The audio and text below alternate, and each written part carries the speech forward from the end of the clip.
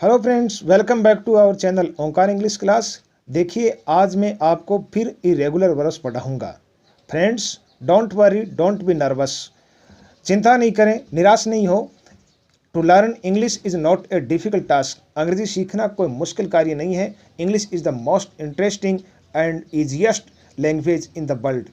अंग्रेजी विश्व की सबसे रुचिकर और सरलतम भाषा है। If you learn always something new, definitely you will learn English. यदि आप हमेशा कुछ नया सीखते हैं, निश्चित रूप से आप अंग्रेजी सीख जाएंगे। और एक बात और बता दूं, written English and spoken English are not different things. लिखित अंग्रेजी और बोलचाल की अंग्रेजी अलग अलग चीज़ें नहीं हैं। ये डिपेंड इस पर करता है कि आप शुरुआत कहाँ से करते हैं। अंग्रेजी में एक कहावत है, well begun is half done. अच्छी शुरुआत का मतलब होता है आधा कार्य संपन्न। Then get let started with the verb so. तो फिर हम सो क्रिया से शुरू करते हैं। सो का मतलब होता है बोना। सेकंड फॉर्म जिसकी हो जाती है सॉड, और थर्ड फॉर्म है सॉन, यानी फर्स्ट फॉर्म के लास्ट में आप एन जोड़ दें। इसके बाद में लेते हैं सा का मतलब होता है चीरना। सेकंड फॉर्म होती है सॉड और थर्ड फॉर्म हो जाती है सॉन। इसके बाद हम लेते हैं सौ, SEW, सौ यानी सीना। सेकंड फॉर्म हो जाती है सॉड और थर्ड फॉर्म हो जाती है सॉन। इसके बाद यानी ये जो क्रियाएं हैं वो तीनों लगभग एक जैसी हैं। इनकी सेकंड फॉर्म और थर्ड फॉर्म एक समान तरीके से बनती हैं।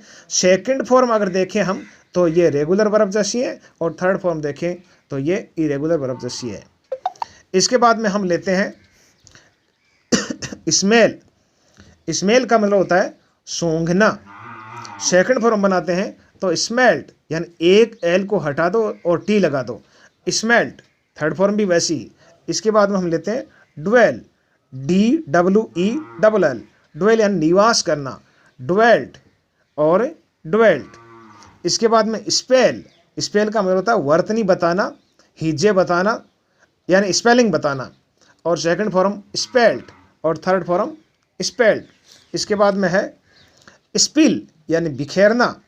Second form spilled, third form भी स्पिल्ड। इसके बाद में है डील।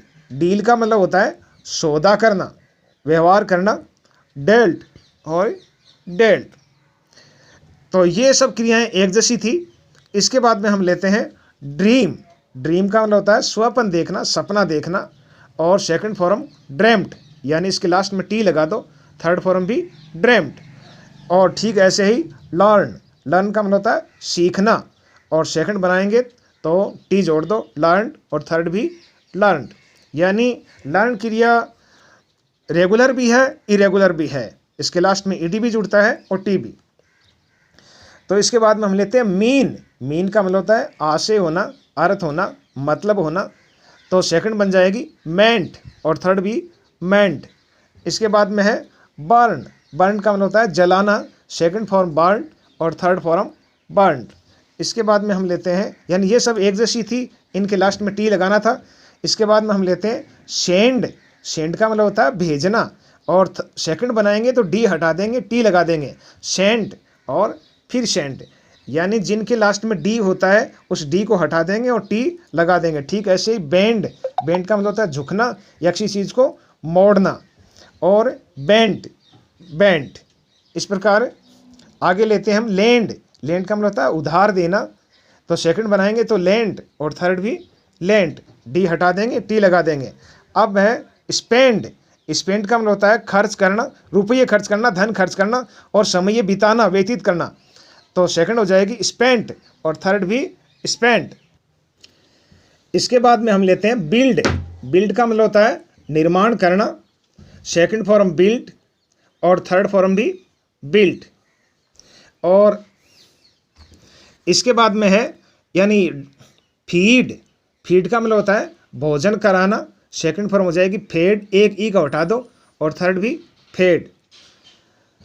यानी जिनमें डबल ई होती है उनमें एक ई को हटा देते, सिंगल ई कर देते हैं। ठीक ऐसे ही ब्लीड। ब्लीड का मतलब होता है रक्त बहना, रक्त बहाना, सेकंड हो जाएगी ब्लेड और थर्ड फॉर्म भी ब्लेड।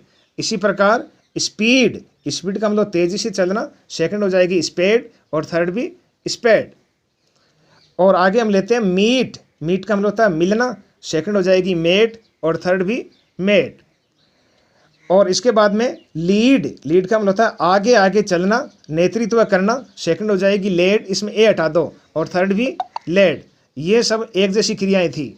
इसके बाद में हम लेते हैं बिड। बिड का मतलब होता है बोली लगाना, और सेकंड हो जाएगी बेड और थर्ड हो जाएगी बिडन।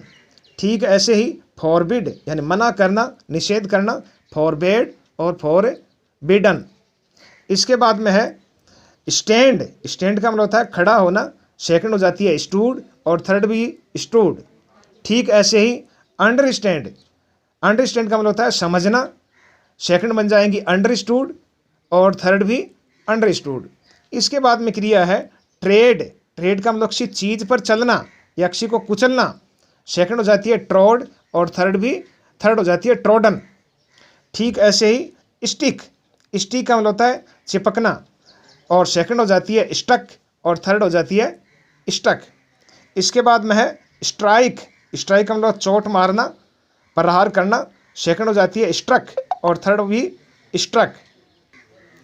फ्रेंड्स, मेरा वीडियो आपको अच्छा लगा इसको लाइक करें, ज़्यादा से ज़्यादा शेयर करें, और यदि अब तक आपने मेरे चैनल को सब्सक्राइब नहीं किया है तो इसको सब्सक्राइब अवश्य करें। Thank you.